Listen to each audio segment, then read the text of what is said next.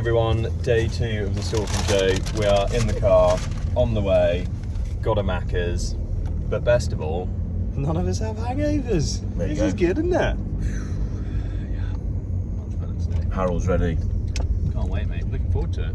We discovered on the Instagram account that there are 3 halls that we haven't even been in. Whoa, I know. like shot show all over again. Finding hall after hall after hall. So we're going to have to do some exploring today. So that's planned for today then. Right, let's chow down this Macca's. Yes, raffle tickets ready for the second raffle draw, which will be earlier, because I think everyone's going to fuck off early today, aren't they? But yes, let's chow down on this Macca's, and we'll see what day 2 has in store. Let's do it.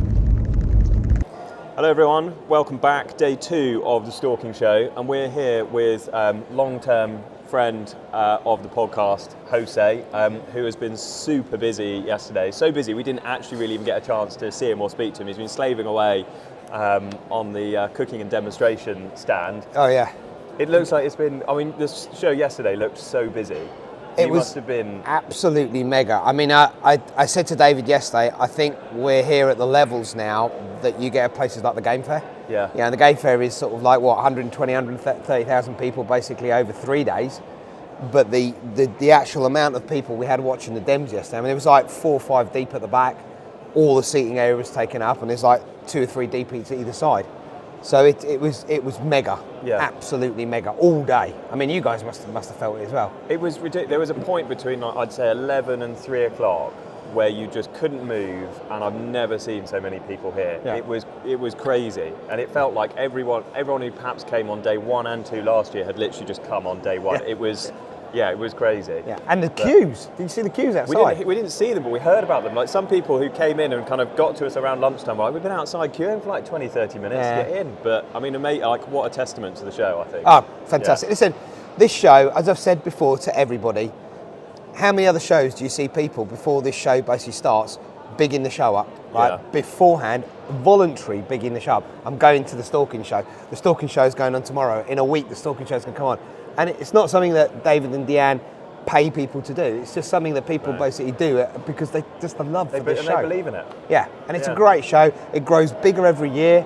There's more and more stuff here every year. I mean, like, there's another whole, 2 halls basically from what we had other years.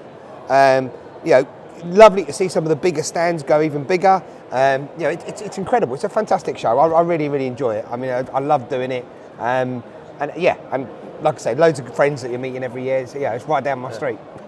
So, for those that are watching this, we're not on your cooking or demonstration stand. So, where are we and why are we here? We're in the Valle Fortoso stand, which basically has been put on here. Some of you may have seen basically from posts I've been putting out on social media that I've been going out to Portugal and doing some work out in Portugal for an estate out there. It's 27,000 acre estate, of which 18,500 acres is basically hunting land, which is all wild. As you see some of the pictures that are basically around here, you've got some of the beautiful ground that we've got there, some of the animals that we've got on the estate. It's basically, you've got mouflon, wild boar, red deer, fallow deer, roe deer. There are some ibex and some Barbary sheep, but the ibex and Barbary sheep we're not shooting. We've also got some, the roe deer we're not shooting as well. But all of the other animals, all of those are basically... Ricardo, come and sit down. So this is Ricardo. Ricardo is basically the estate manager and also the head gamekeeper on the estate. And I've been out there with Ricardo basically shooting as well. It's a phenomenal area. And the thing about it is the experience of hunting there, because it's completely wild. Obviously a lot of us here are used to basically hunting in agricultural land. And when you say 3,500 acres I've got for stalking on, and it's sort of pretty much flat, and and you think, oh, it's big. This is just nothing phenomenal compared to this, I imagine. Yeah. Phenomenal. And so what we're doing is basically the estate was primarily for driven shooting for Monterias.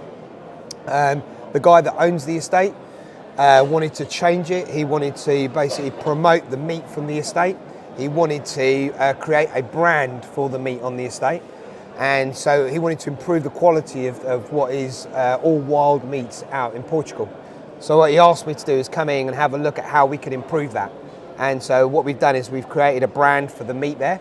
He's also partnered with Lincolnshire Game, one of the companies here in the UK, who again has very high standards, very high BRCs. And what he's done is we've worked together to model what they're doing out there with what we do in the UK, which is seen as best practice. And from that, we are now supplying places like Corte Inglés, which is a sort of like the John Lewis of Portugal and Spain, with products from the estate. The estate itself basically has obviously quite a few different types of animals on there, which hunters can go on. And we've just started putting together packages for stalking trips out there. So you can do, you can either do your individual animals, or you can do what's called a trio hunt or a quad hunt, where you basically have 3 species or 4 species, or the cull hunts as well. On the estate, one of the problems is there's too many animals, especially fallow deer and red deer. So we've got to bring down the numbers to improve some of the genetic. We've got good genetics there, but improve some of the trophies on the estate. Yeah. So there is a lot of animals to harvest for meat, which is what we need. And with clients that go out there, when they've taken their individual animal, their animal that they're going out to shoot, then they'll be allowed also some cull animals, which then we can put into basically the food chain, the meat on that. All animals go into the meat side of it, but we need to sort of cut a few numbers down. Yeah. The hotel, it's got a beautiful hotel. If you look just behind you there, there's the hotel that we've got. It's like a holiday resort. It's amazing. It's a beautiful hotel. The history of the hotel is that there are mineral water which contains silica, and it's a mineral spa. And is that what gives it that blue colouring? That colouring, yeah. And also the water is basically, it's just lovely, really lovely water. The swimming pool is the natural water that comes off the hill, which is filtered to basically go into the swimming pool. There's some thermic baths there, which have that water as well, which is attached to the hotels. And the kings of Portugal used to hunt on this estate. And then from hunting on this estate, what they did is they found that when they were hunting with their dogs, and when they camped, the dogs, all of the injuries that the dogs had, the scratches from basically running through the cover, used to heal in the water. So from that, they saw that the water had healing properties, and that's why the actual hotel and the spa and everything was built there. That's so it has a massive history. And Ricardo's been he lived there for how many years now? 25. 25 years. So he's basically looked after the place 25 years. Wow. And this is a place that literally, say Harry and I woke up tomorrow morning and we're like, this sounds amazing, we want to go. Yep. Anyone can book, anyone can go. Anyone can book and go. We've got all the information here. If they contact basically us, we'll give you all the information so you guys can put it out on this. Yeah, put it in the description below. And then you'll have, and you can take the family as well. Yeah, because it's basically, not only that, you can get out with the Polarises, get out onto the hill and see some of the estate. I mean, when I took David and we spent a week there, and we just drove round on the Polarises, basically just looking at the estate. We did a little bit of hunting. I shot a really great Mouflon ram, and David shot a slightly smaller Mouflon ram. But we just got out to see as much of the estate as we can. And in a week, you scratch the surface. Yeah. And what sort of availability like in terms of if people are thinking of going, do they need to be thinking a year ahead, 6 months ahead? I would say now for next season, basically probably the start of it. But this is a new concept to Valle Fortoso.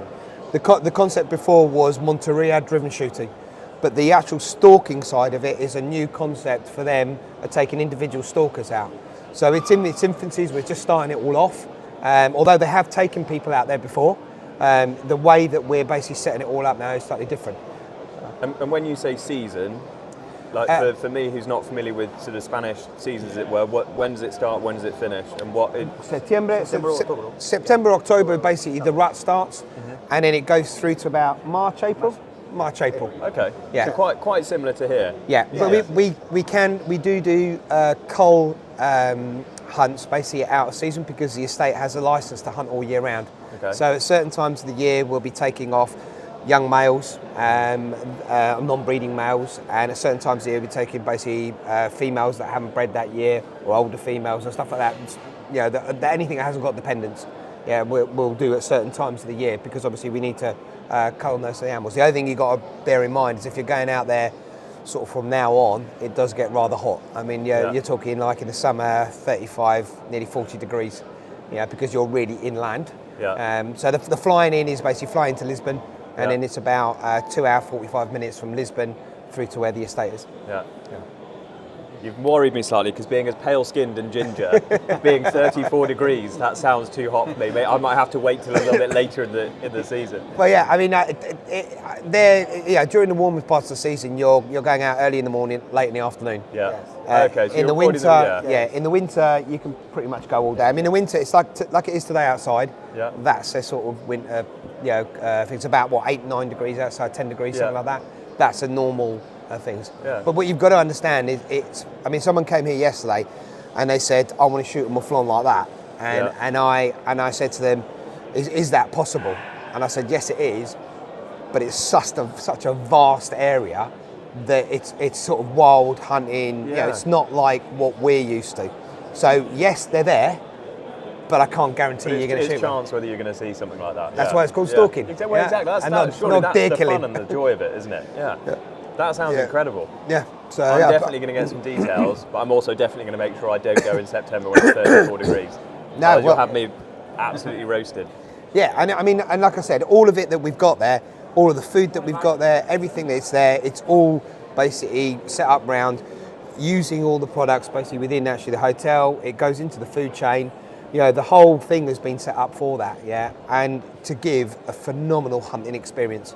Because it's very, very different. I mean, Ricardo's basically only seen a little bit of the ground here in the UK, and he's quite amazed at how different it is to out there, and the availability we've got there. I mean, even within the estate itself, we've got like wild olive groves that produce the olive oil of the estate. We've got a winery in a different part of Portugal, which produces all the wines that basically that we have in the hotel on the estate. So, I mean, it's a great place. And when I took David, I think when you look at something, you sort of can look at it through rose-tinted spectacles, as to how good it is. I've been out there quite a few times, and then I took David, and I said to David for the first 3 or 4 days, I don't want to really talk to you about it. I'd rather sort of, once you've been there a few days, and we'll sit down and talk about it. And then we had a drink, and I said to David, what do you think? And he was like, it's amazing. It's absolutely amazing. And we hadn't really done a lot of stalking. Mainly, we'd done a load of driving around so that he could see as much as possible. Yeah. So it's a phenomenal place. Thank you for taking the time to talk to us about it. No worries. I'm conscious the show is now opened. It started. You'll be needed to be back on the demo stand. There'll be people wanting to come and see breaking you to down animals. Amazing. So thank you both very much. For any of you that are interested in this, we'll put a link in the description below to the website, all the details. So go check it out. And we might even see you out there by the sounds of things. Definitely. And this is the man that will basically be looking after you when you get out there. So yeah. Looking forward to it. Brilliant. Great, thanks. Thank you. So hello everyone, welcome back. Day 2 of the Stalking Show. We're all a little bit jaded and tired, but we have managed to snare Spencer, the regional sales director for Outfit International for Scotland. Yep, Scotland, Northern England and Ireland. That's a big patch. Yeah. So no wonder you look especially tired today. Well, we've just finished a very long 3-month selling period for autumn winter this year. Yeah. It's been busy going around visiting customers, showing the new styles, landing in stores from July, and and then obviously straight on the back of that here. Yeah. And it was manic yesterday. Yeah.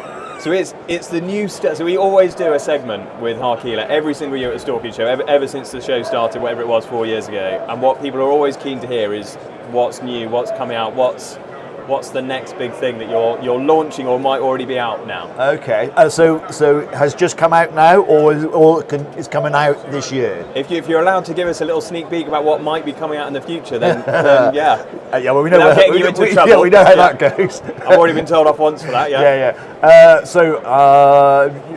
We'll start off with Seeland. So landing in July, we've expanding our new range of heated products. So last year we brought out the waistcoats and jackets, which were really, really good. This year we're expanding into gloves. So guys who are sat out on the moors on their quad bikes or farming or whatever it is, heated gloves with their own power packs, fantastic. We've got heated socks. Again, if you're sat in high seat. How does that work? Like, do they have to be plugged into something? Yeah. So yes. Funny enough, somebody asked if it was Bluetooth. I was like, but they still need a power pack to work. But actually, they don't have like an internal battery or something. So they have two sort of literally wafer thin batteries that tall, like that thick, sit in the top of the sock. They're about a thigh length sock, and heated elements along the bottom of the footbed. So obviously the heat then rises around the foot. Plug in, and you've just set the power settings on the battery, and off you go. About 4 hours of power on full chat, amazing. So again, for fishermen or sat in the high seat in the middle of winter, or you're bore shooting, perfect. Amazing. How long does the battery last? So on full chat, about 4 hours. That's plenty. Yeah. If you're going to go and sit in because my feet are always the bit that get cold for me. Well, feet and hands. Yeah. And if I'm going to go and sit in a high seat, I want to make sure I'm absolutely toasty. 4 hours would be plenty. Yeah. So I mean that's two really, really good heated products. Also, you can keep your derriere warm because we've now got a fold up seat pad, which is heated. Okay. So 2 years ago, I think you had the foam one. So you've now gone. We pushed it out, and it's a really good price. It's sub £70. So it'll take the same battery pack that we have on our heated jackets and waistcoats. Doesn't come with it like it does the socks and the gloves. But this is literally just a square pad. It unzips, opens out, you plug it in, sit down, and off you go. So heat, touche, and feet. Yeah, great. Epic. So that's Seeland. Seeland, we got, but also just one other thing. So we got a really nice new jacket, and it's a standalone jacket. It's not part of a set. Which is coming out again in July, it's a really, really nice. Is that for the deer stalker, the driven shooting, the rough shooting? What sort of market? It's sort of looking at the woodcock type of jacket. Okay. So it can be used as driven, and but it has all the features that you would expect from a really, really nice jacket. It's called the High Point. So, for instance, it has the cartridge hold-up tabs, but it has a little stud that folds over, a little popper that folds over, protects the stock. Yeah. Amazing jacket. So some really good stuff coming out from Seeland this year. Okay, very exciting. And Harkila-wise, we always do good stuff. I mean, I'll come back to some good footwear as well. We have a sort of entry-level set, We know that Harkila comes at a price point, but that's because you're buying, the best products, the best fabric, and everything. But there are people that want to get into the brand and the products, but may not necessarily have the budget towards it. So we have this set called the Aspire set, and it comes with a jacket, it comes with trousers, it comes with a base layer, it comes with a gilet. It's our Harkila weather system, waterproof, very, very soft, sort of like tricot fabric.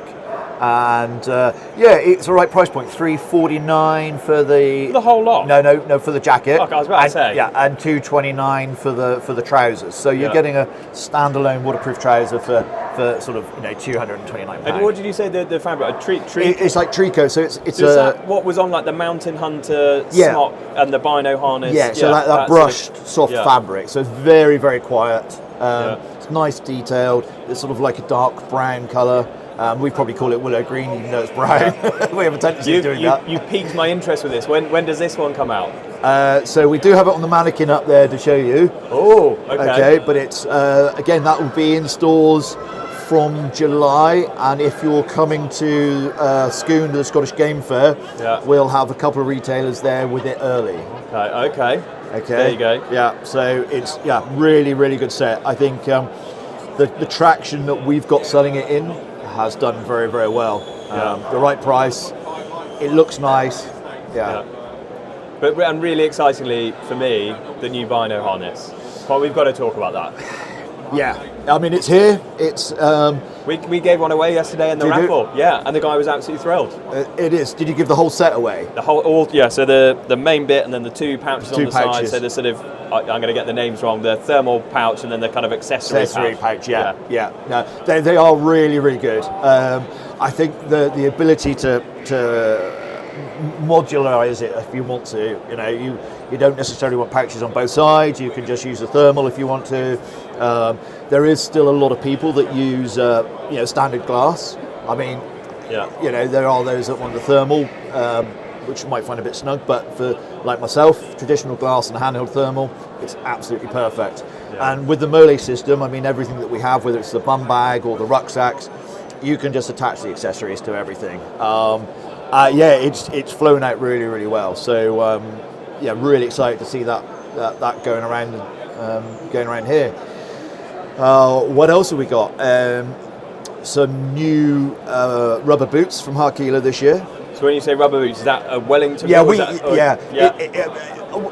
that the Danish sort of? Yeah, it is a Danish thing. I think we call, they have hunting boots and rubber boots, whereas we have walking boots and Wellingtons. Yeah.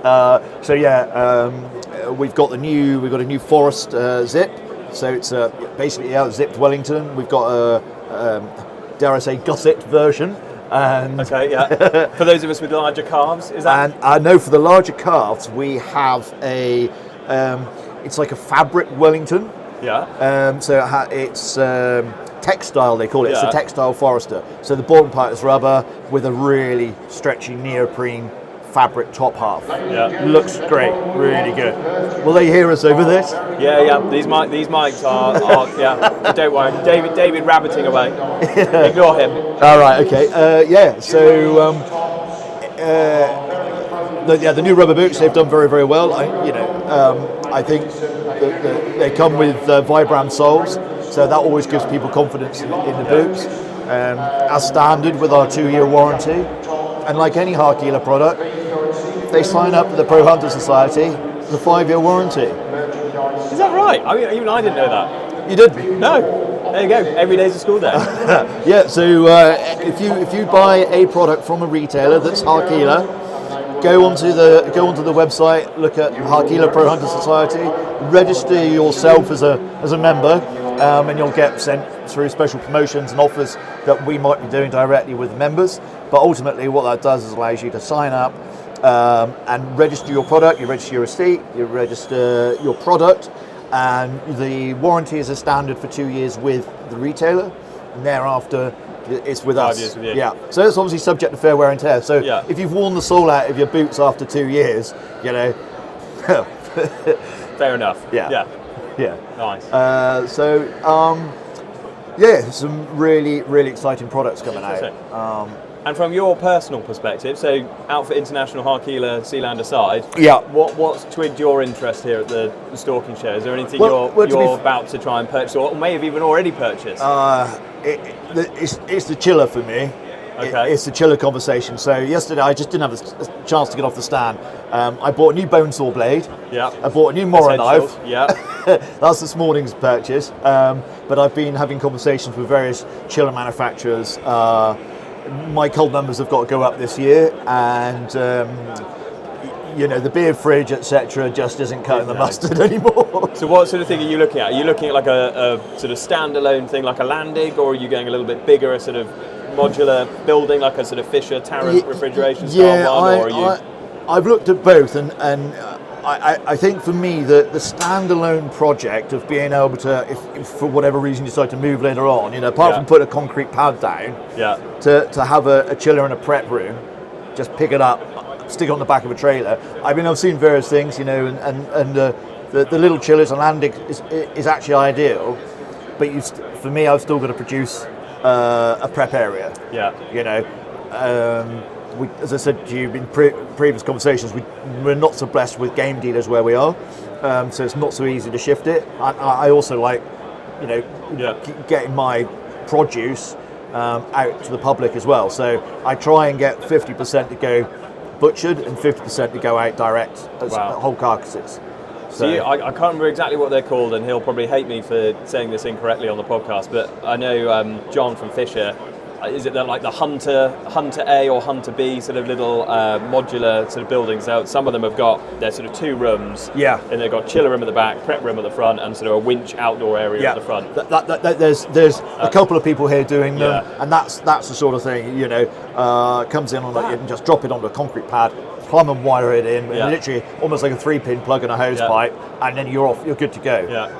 That's quite a big purchase for as a Stalking Show purchase. I didn't think you were going to go that big. I thought you might say, I need a new scope or something like that. But the trouble is, it's a bit like fishing tackle. I become a tackle tart, and you just like, I don't need another reel, but I'll have it. And I'd like to. I mean, last year I bought a new Zeiss, nice Z4 scope. And I'm now thinking it needs to have more bells and whistles. but actually it does everything I need it to do at the moment. That is the tricky bit with, like, especially coming somewhere like here, you see it and you're like, oh, maybe I'll go to the Z6 or the and I just saw there in one of the there's a second-hand rifle scope there. It was a Z6i, and I'm like, that's pretty. So it's very easy with us in this industry to just buy because it is there. But actually, my most imminent personal purchase is a new quad bike. Oh, okay. God, these are quite big ticket items. Yeah, they are. Yeah. But it's all about, I'm not getting any younger. Yeah. And there's only so many animals you can drag out with a rope each year. Yeah. So it's all about making life easier. Yeah. Well, I feel like we need to let you go because you've clearly got a lot you need to go and look at and put deposits down on. Yeah, we'll hopefully keep taking some more of the public's money and on Harkila kit. So, but thanks for having me on. Pleasure. Thank you very much for coming. Thank you. See you soon. Cheers. Thank you. So everyone, welcome back to the Deercast. We're again here at the Stalking Show Day 2 in Bobby's box, and kindly joined by Johnny from Wild Pursuits Guiding. Johnny, how you doing? Good, thank you. Thanks for having us on. Not at all. It's very in the last. It is, isn't it? Yeah. It looks bigger from the outside. It's quite snug actually. We've got a table and chairs in here now, so we're a bit hugger-mugger, but it is quite cosy. We had you on 2 years ago on the podcast when we were here. Is that right, or was it last year? 2 years ago, I was going to be on, but I didn't actually end up being on. We've definitely done a podcast with you before. No. I'm sure we have. We definitely had you in Bobby's box. Did we not? I think so. Okay. We talked about it, but then I think it was a last minute thing. Yeah. And I think you were so busy we couldn't get in. We did have a bit of a hectic schedule last year. Maybe I had too much to drink the night before. I might have done, but anyway. Well, let's have a look and see if we can find it. Yeah, we'll have to look back through the back catalogue. So, do you want to just tell everyone about Wild Pursuits Guiding, like how it came about, what you do? Yeah, so I guess we'll go back to the start of it all. I grew up in a hunting family, a lot of game shooting. I can always remember taking an air gun out from probably about the age of 8. Yeah. It was like the highlight of my day, getting back from school and going out, to try and shoot some rabbits or squirrels with the air gun. Yeah. So I've always had opportunities to do that, and that kind of grew and grew and grew, and I became, so it was a really, really big part of my life at an early age. And then I got into the fishing side of things as well at quite an early age. So it was always a bit of a competition between the two. But I think my family certainly is more leaning towards the shooting and hunting. Yeah. Well, they were into like fishing and shooting as well? Yeah, but more shooting. Okay. And probably in my teens, my uncle, who I'm very close with, started doing a lot of travelling. Yeah. Went to Sweden for Capercaillie, and it really started to, give me ideas about, who are these guys that he's going with. And he spoke about a Swedish guy called Tommy, and Tommy's stories of his dog had been hunting bears, and I just thought, what a cool guy Tommy is. Tommy's a legend. So I wanted to get into the guiding scene, but I didn't really know how, because it wasn't something that was readily available. So I did a bit of part-time fishing guiding, working for someone else, and then decided that I wanted to go travelling. And the whole point of my travels was going to be going around and kind of meeting guides and people in other parts of the world and see what they did, and hopefully do some work for them, and just get some experience. So that's what I did. I went travelling for about a year and a half. Went to Africa, Asia, Australia, New Zealand, South America, and then came back. But that was amazing. Yeah, it was great times, and didn't earn very much money, but had some great experiences. Learned a lot of different ways of doing things. Which was very cool. And then I came back and started doing a bit more part-time guiding. Still couldn't quite work out how I was going to make it go full-time. Then I got an opportunity to go and run a salmon lodge in northern Norway about 9 years ago now. So I went over there to run the lodge. again met some more guides from a different part of the world, and started to really formulate an idea. It was then that I first went to Sweden as well and met more guides there. And I started to notice that a lot of these guys were super knowledgeable about what they did, but they were on their own, and they were also part-time really, because they couldn't accommodate enough people to make it a full-time job. And they didn't want the extra hassle of basically putting bookings together and dealing with people all the time. So I started to think to myself, I wonder if I could, formulate a business where I incorporated those people, and that basically became a guide for them, so that we could have more people. So that's why I started to think along those lines. I then went and worked for an agency selling shooting and fishing trips for just over a year, which, being in an office, wasn't really my thing. I felt that I needed to be on the ground with people. Absolutely. And then after I finished that job, that's when I decided to go full time with it and sort of bring everything together with the hunting and the fishing, because we do hunting trips in UK mostly for people coming from outside of the UK, but then we also do stuff in like Sweden, we do a bit in Spain, and we're building a little bit of a catalogue of different places that we take people to. But the whole point of our business, especially like the agency side of things, is we don't just work with anyone, don't just send people to anyone, we send people to people we actually work with. So like in Scandinavia, we got places both in south of Sweden and the north of Sweden, and both the guides that I work with there, I speak to them once a week, really good friends of mine. I've been out guiding for them. I used to do wild boar stuff for one of them, where he used to have a lot of Danish customers come in, so I'd always go and help with that. And the stuff up north, the Capercaillie as well. I've gone out there and I've kind of learned, almost been their under guide to learn how to do it. So when I talk to someone about it, you really know. I really know what I'm talking about. Yeah, you've been there and done it. So that's sort of been the blueprint of the company. And now we've developed we've got a lot of ground now in East Anglia for muntjac and Chinese water deer, bringing Europeans across for that. So we've got a really strong, busy period of time in the winter. Then I head out to Norway in the summer to do the fishing. Brilliant. And then we can tie in on that trip. I can tie in, obviously, at the autumn is when everything comes into season in Sweden, so I can pick that up on the way back. So, yes, it's going really well. It's building. And so your specialism really is European clients in the UK doing like Chinese water deer, muntjac, but also going over to like mainly Norway, places like that, and doing fishing and hunting guiding. Yeah, basically. We now started moving into American market more. Oh, really? Yeah, which is interesting. It's what sort of parts of America are you? Oh, sorry, no, bringing Americans across. I see. So we've got a few agents that we work with who have been doing the shows out there. And I think Chinese water deer and muntjac is really starting to get the attention of Americans. Oh, interesting. Because you always think of the sort of Germans being really interested. I've never thought the Americans might actually want to come over here and shoot. Yeah, they're getting really, and also I think it's one of those things where, a lot of Americans want to come and see Europe and they want to come see England. And we're getting that with Australians and New Zealanders as well, where they're coming over to Europe.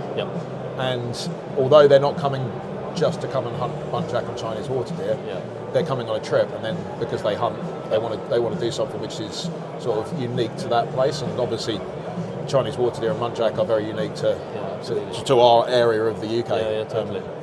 Gives them a really authentic sort of British experience of how we do stalking. And it was interesting when I first started doing the stalking. I always used to think, is this going to work? Because coming to England just seems a bit like, you shoot your muntjac and your Chinese, but there's you don't. I would think you haven't got such a good hunting experience in the fact that there's loads of deer. And I thought these guys are just going to come once just to tick a list. But actually, when you tie into it the culture of English countryside, like the pub culture particularly, and if you get the weather right, it's a beautiful green place to be. Yeah, they get it. And so many of them, you get returning clients, and they just love the whole. It's not just the hunt; it's the whole package of the hunt. So we try to really focus not just on the hunting, but on the sort of hosting side of things as well. So we like to look after them, really well. It's not like we're taking them out hunting and then dropping them off and then picking them up in the evening, and you're with them the whole way we're through. with them the whole way through, which I think also helps to build that relationship, which they want to come back or they want to do something else somewhere else with us. Absolutely. And how does it work from like an outfitting perspective? If I was going to go, over to Norway to do some wild boar or whatever it is, do you send me off to someone who's would guide me, or do you come with me, or how does it sort of work like that? It depends on when it is. Okay. At certain times of the year, we'll be there, or I'll be there personally. Sometimes, because there's probably about 10 guys now in the UK who I work with, part-time guides, who are all good friends from the area, trusted people. So now, if I'm abroad, they'll look after people in the UK, and vice versa. If I'm not with the people abroad, I know the guys that I'm sending them to are going to do a really good job. It normally depends on the size of the party. If it's just one person looking to go and hunt capercaillie in Sweden, like Anders can deal with that by himself, and I'm going to be just extra baggage.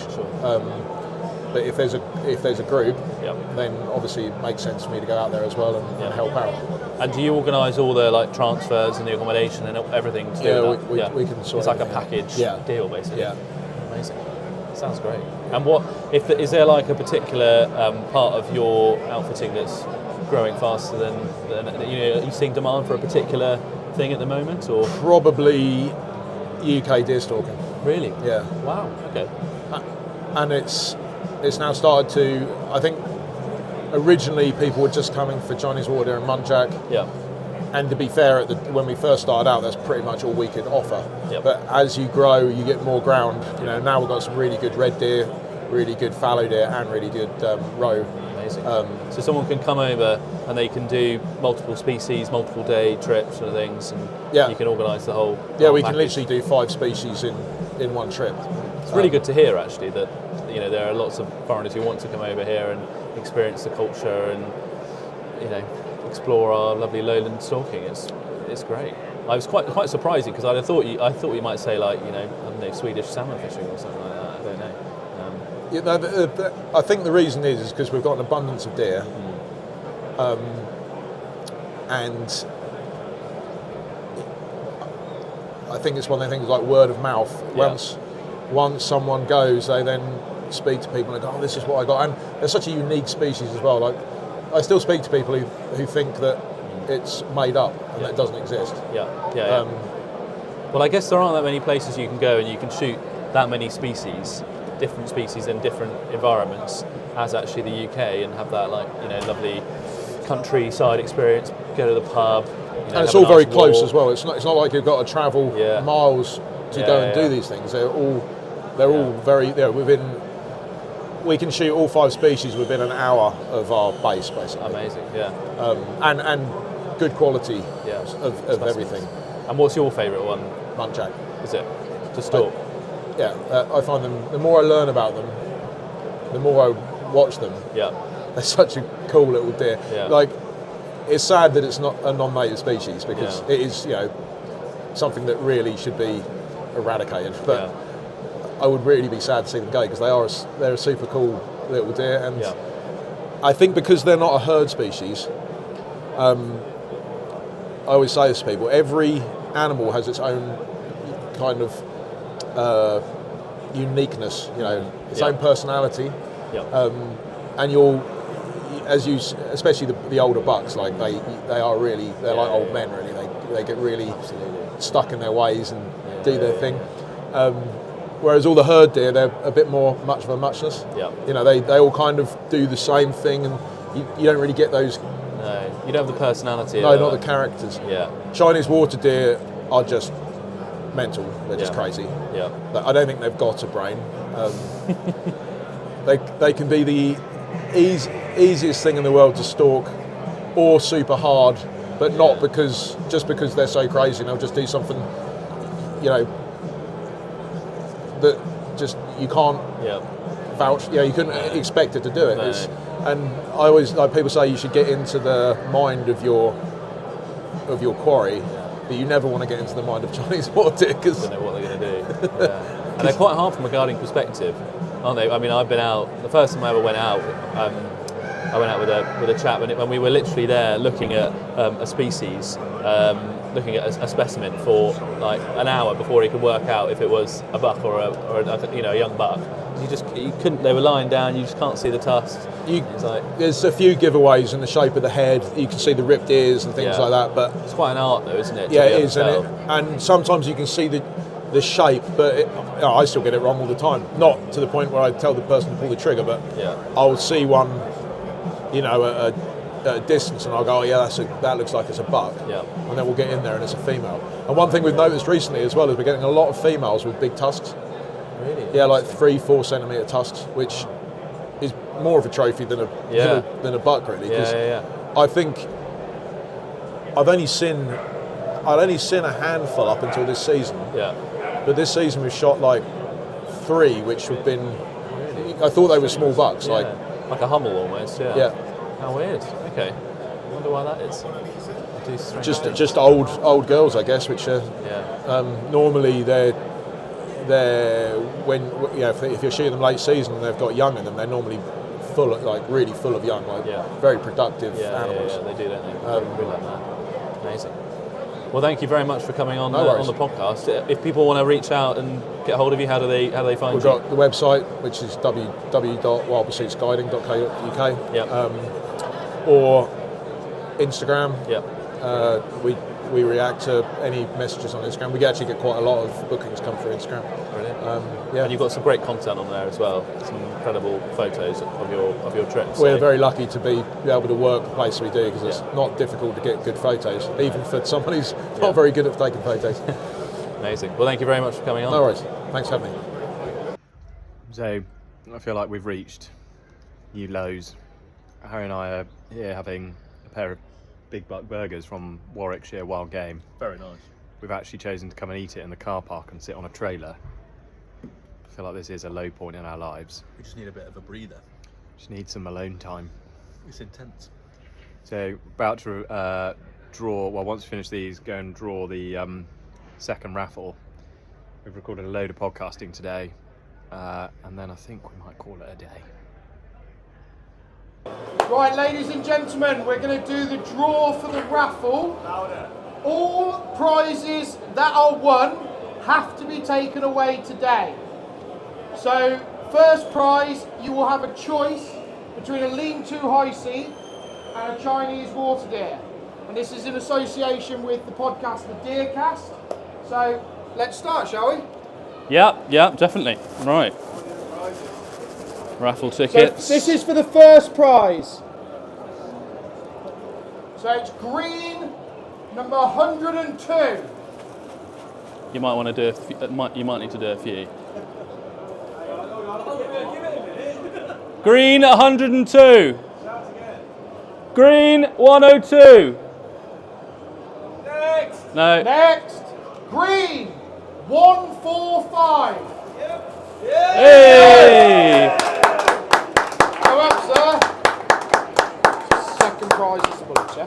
Yeah, it can be, whatever you want. So what are you going to choose? Are you going to take the high C or are you going to take the Chinese water deer? Is it one of these, is it? Yeah. I'll take the deer, I'll let someone else win the high C. But no, it's either one or the other. It won't go in again, so yeah. Okay, I'll take the deer, please. Perfect. There we go. Right. Woo! The next draw. So what is that, Katie? Hello, this is Bongo from the Congo. So everyone, we're back again. Day 2 of the Stalking Show on Deer Central's stand. We've got Ben here. I must have met you maybe the first Stalking Show. Were you at the first Stalking Show? Yeah. I was here, what was it, 3 years ago? 3 years ago, yeah. Yeah. Actually, I think this is the 4th show. Yeah. So it might have even been longer than that. It was. We've been talking about the Deer Central Pro Sling for about that time. We have. And last year, I purchased one of these from you, which I think was your Gen 1. This is the Mark 1. Yeah, Pro Sling. and it's still flying. It's still popular. Yeah. But the exciting thing that I wanted to tell you about is the progression. Yeah.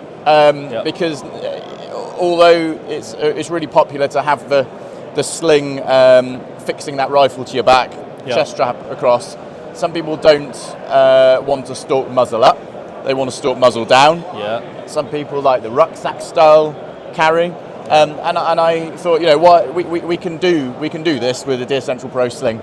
So we've developed an additional carry system. We're calling it the Trinity system. With the addition of the plus pad, you can reconfigure the sling into 3 different carry configurations. So we've got these ones here. Yeah, so you have your standard. You could purchase the standard version. Yeah. And then with the addition of the plus pad, you've got 3 additional carry options. So can you just talk us through how this one works? Absolutely. So if you imagine your standard system, the one in the centre, you could simply put the plus pad at the other end of your strap. Oh, I see. Right. So then you've got the option. You're stalking into woodland. You want your rifle easier to hand. Yeah. Simply switch from muzzle up to muzzle down, and you've got the pad at the other end. Got it. Yeah. Then, if you actually want to stalk predominantly muzzle down, which I sometimes do, you switch the sling completely the other way. Yeah.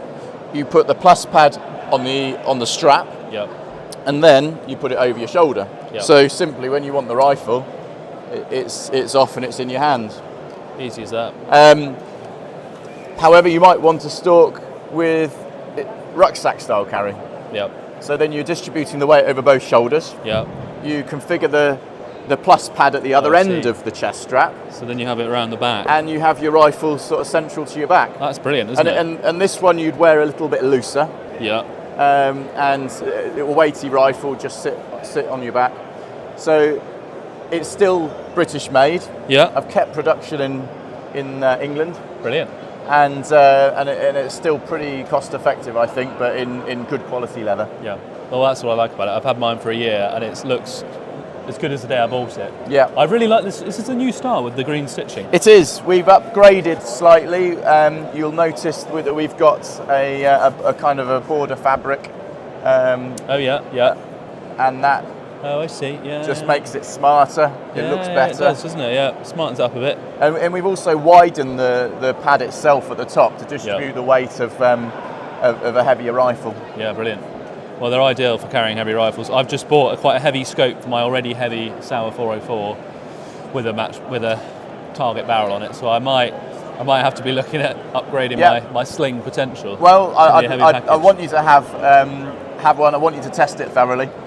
We've responded to all the feedback that we've had, and we've put that into the Mark II.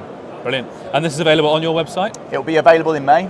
Brilliant. You can pre-order now at a discount. Brilliant. And what sort of money are we talking? Well, we're looking at £70 for the standard system. Yep. We're looking at an additional. So you could buy the full set. So the full price would be £89.99, but you can get the full set at a discount at £80.99. That's pretty reasonable, isn't it, really, considering other similar slings out on the market? I think so. And it's British made as well. That's a real selling point. Yeah. That's brilliant. I think so. Well, Ben, thank you very much. Thank you. Really kind of you.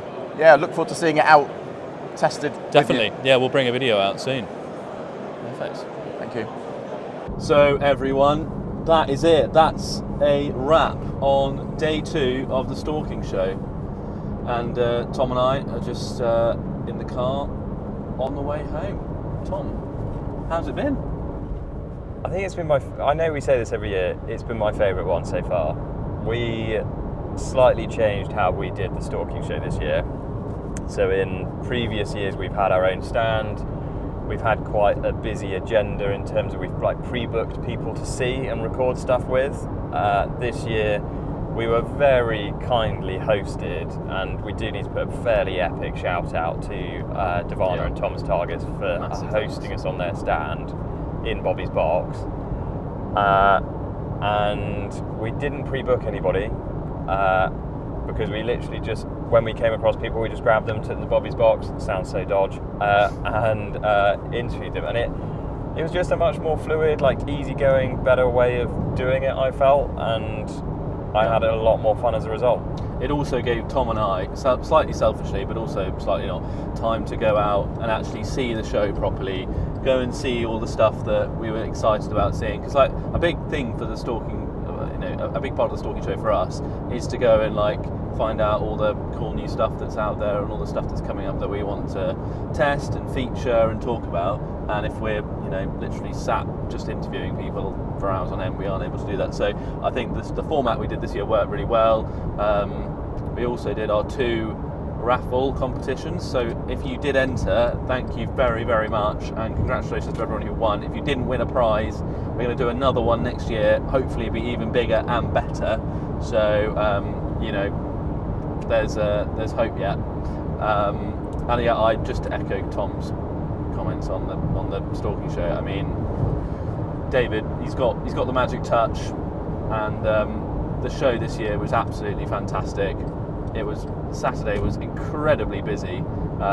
Loads and loads of people there, loads of really lovely people. Just so much friendly, so much friendly conversation. Thanks to everyone who came up and said hello to us. It's so nice to actually meet people who come up and say they like the videos and like the podcast, and it makes it all worthwhile for us. So thank you for everyone who did that.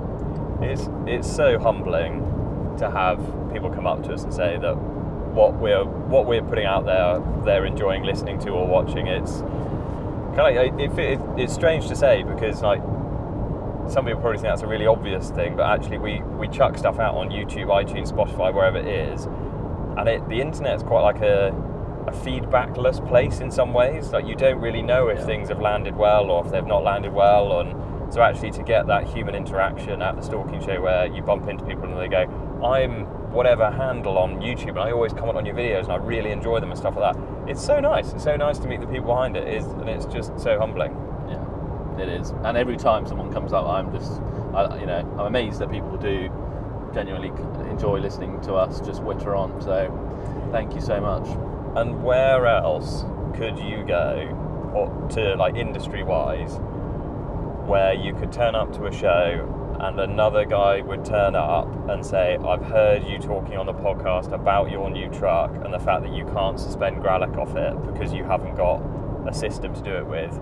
So I have made you one, and here it is for free. Yeah. So a huge shout out to Tom, who came to the stand on Saturday and was just like, here's a thing that clips to the tow bar hitch on your truck and you'll be able to suspend gralloch off it. I've made it for you. What an absolute gent. And it looks like a seriously well-made, heavy-duty piece of kit. It's so incredibly generous. Yeah. I'm blown away. I said to him at the time, I'm genuinely speechless. Yeah. Massive legend. So yeah, there we go. I've bought some bits that we're going to bring some videos on. Got the new Hit Micro scope, Digi-scope, so very much looking forward to getting that out, trying it on some fallow, probably some muntjac as well over the summer, and also got some lovely lives, some Dane and blades, so going to try those bad boys out, and just going to take stock, I think, aren't we?